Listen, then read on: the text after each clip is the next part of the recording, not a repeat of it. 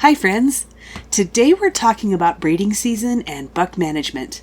I'll share our management plan for bucks through the year, some mistakes we've made and tips to avoid making the same mistakes, as well as some simple things you can do that make a big difference when dealing with common buck problems. With adequate space and good fencing, you can have a great buck experience. Hey friends, welcome to the Get Goat-Wise podcast. Are you longing to raise goats and other animals for food but don't know where to start? Do you want to be more self-sufficient and less dependent on the grocery store? Do you wish you had a mentor to walk you through raising livestock? Hi, I'm Millie, animal scientist, cattle girl turned goat rancher, co-owner of Dry Creek Livestock, and simple living enthusiast. For 15 years, I've been on a mission to raise all of our own meat, eggs, and dairy. Here, we'll talk about raising goats and other homestead livestock, how to create sustainable animal management systems that actually work, and a bit of off-grid life with kids and livestock. If you're ready to take control of your food supply, raise livestock with confidence, and provide your family with the most nourishing meat, eggs, and dairy available, you're in the right place. Kick off your muck boots, pour a cup of coffee, and let's talk livestock. Hey there! Do you want to hang out with like-minded folks who are also interested in raising their own livestock and seeking self-sufficiency? Inside the free Raising Goats and Homestead Livestock community, you'll get tips on raising goats and other livestock and ideas to increase your self-sufficiency. Join now at bit.ly/getgoatwisecommunity. You can also become an insider and get weekly emails from me with the latest podcast episode, tips on raising goats and other livestock, real-life information about self-sufficiency and living off-grid, and early bird access to special offers. Sign up at bit.ly/getgoatwiseinsider.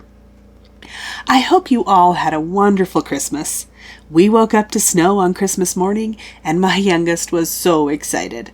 She loves snowy days, so it was a perfect Christmas day for her. She even made a giant snowman, so big that my husband used the skid steer to move the giant snowballs and lift the giant head on. Great memories. I got exactly what I wanted for Christmas, a hay sampling probe. I want to be testing our hay more consistently, and now I won't have to borrow a probe or ask someone else to come do it, so I'm excited to try it out when we have a nice day. I really enjoy the week between Christmas and the New Year. It's a time to reflect on how far we've come, the challenges we've faced, and the accomplishments that sometimes get overshadowed by the never-ending to-do list. I don't do New Year's resolutions because, well, we all know how that ends. They're usually forgotten and dusty by the end of January. Instead, I map out the year with all of our seasonal activities with the ranch, fence business, and kids' activities, and then I can see where I realistically have time to work on goals.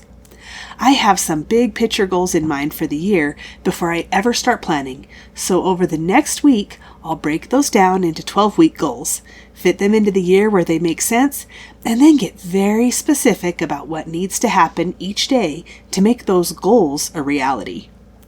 If you're frustrated with goal setting and feeling stuck, read The 12-Week Year by Brian Moran and Michael Lennington.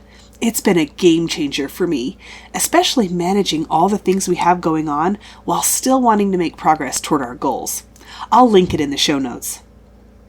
On the ranch, Bushwee the dairy buck has been in with the dairy does for 6 weeks, so we could go ahead and take him out. But I'm not really in a hurry to do that. We may leave him in with them for a few more weeks, so he doesn't have to be completely alone while the other bucks are moved in with their breeding groups. I'm not as concerned about a tight time frame for kidding with the dairy does.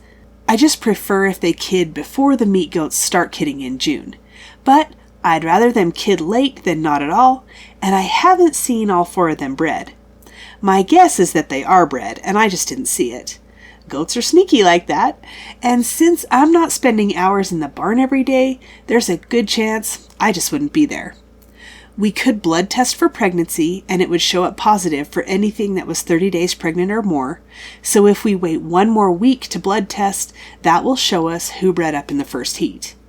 We'll do biosecurity testing on the dairy does at the same time as the pregnancy test, so that'll be happening soon. We've increased the feed for the does over the past week, and I'm making sure they have mineral available all the time in preparation for breeding. This week, we will sort them into breeding groups and put the bucks in. 35 mature boar does will go in with the Cedar Eater buck from Texas A&M. This will be his third and probably last breeding season here. He's been a great buck, and he'll make a great buck for someone else. It'll just be time to bring in some new genetics. 39 Spanish goats plus 15 first-time boar does for a total of 54 does will go in with the red Spanish buck, and 1 first-time Spanish doe will go in with the black Spanish buck because the red one is her dad. Side note, this is why breeding records are important. Is 54 too many for the buck to cover? If we were out roaming in huge pastures for breeding, it might be. If he were a yearling, it probably would be. He had 46 does last year and all but 2 were bred, so I think he can handle it. But I'm not putting all my eggs in one basket or all my faith in one buck, so after 4 weeks, we'll swap him out with the black Spanish buck. We really should name those bucks before it gets any more confusing. Why are we breeding the boar replacement does to the Spanish buck? This year, it probably isn't as big of a factor since these does are older and a lot closer to mature weight, but in the past, we used a Spanish buck on young does because they're smaller and their kids are born smaller, so it makes kidding easier on the young does. Like I said, it may not be as important this year with these replacement does that have had an extra year to grow, but I like the results we get with that Spanish boar cross, so we'll do it this way again and evaluate the results. This is our first official year with all of our replacement does being older, and I'm excited to see the results. Let's talk a little bit more about buck management throughout the year. We only use them for a couple months each year, but it's critical that they're in good health to do their job, so we do our best to take care of them all year long. If possible, house your bucks far away from the does when it's not breeding season. Don't put bucks and does directly through the fence from each other. You'll be shocked at how creative they are at breeding through the fence. Try to have 2 fence lines and empty space between the bucks and does at all times, and your life will be so much more peaceful. During the months when the bucks are not in rut, about April through September, we'll set up electric netting far away from the does, and all the bucks will be in a group together, grazing out on pasture. Typically, they wear their hooves down during this time out grazing, which makes it so we don't have to trim them. But if you need to do anything with a buck that requires you to touch them very much, this is the time to do it before they go into rut. Get their feet trimmed up, tip horns if you want to do that, deworm, anything that needs done requiring close contact. I joke that I'm not touching a buck in rut without a hazmat suit. I've never really taken it that far, but you'll definitely want disposable gloves and clothes you can burn. All joking aside, bucks stink, and it permeates everything. My goat mentor told me that goat milk soap is the only way to get buck stink off of your skin, and as far as I can tell, she's right. I didn't think it would work, but it does, and it's even better than shop soap or bleach, so that's what we use. In the fall, the bucks will start to decorate themselves. They'll urinate on their front legs and head and anywhere else they can reach. If you stand too close to the fence, you're fair game too. About the same time, they'll start to fight with each other, and that's when we separate them. Some bucks don't mind being with one other buck that's their friend, but that can change year to year, so you need to have pen space to separate as needed and keep them from hurting each other. When you have larger pens with more space, you can have more than one buck in a pen. If you have some bucks that are disbudded or polled, meaning they don't have horns, they are at a serious disadvantage in the pecking order, and you'll want to make sure they are able to get away from the fighting or they're penned separately. We had all horned bucks until we bought Bushwee, so we made sure that we would have a place to put him away from the horned bucks. I will say that he did fine with the horned buck kids because he had a huge size advantage, but that's only until they grow up, and then that won't work anymore. Our buck pens are built with a calf shelter and 3 panels. We use livestock or horse panels that are 5 feet tall, and then we zip tie or wire utility panels to them so the goats can't get out between the bars, and the height keeps them from trying to jump out. Utility panels are like a cattle panel or hog panel, but the squares are only 4 inches, which keeps goats from sticking their heads through and getting stuck. A huge benefit of building them this way is that everything is portable. We can move the panels, the calf shelter and its anchors, and then clean with the skid steer or tractor and put them back. We've also built them more permanently by using the utility panels, setting some corner posts, and pounding T-posts for support in between. The way ours are built, the bucks are not directly through the fence from each other. There's about a 3-foot walkway between each pen, so it's hard for them to get too serious about fighting. These pens were originally for the kids' livestock projects, so they've held hogs, lambs, goats, and even bottle calves. I love that they're usable for so many different things. I'll post a picture of the buck pens in the community. When the bucks go in with the does, again, you don't want them through the fence from each other. It may be fine, but they're more likely to stand at the fence and fight than breed your does. They'll tear your fence apart and make a general mess of things. When this happened with bucks we leased, I was kind of surprised.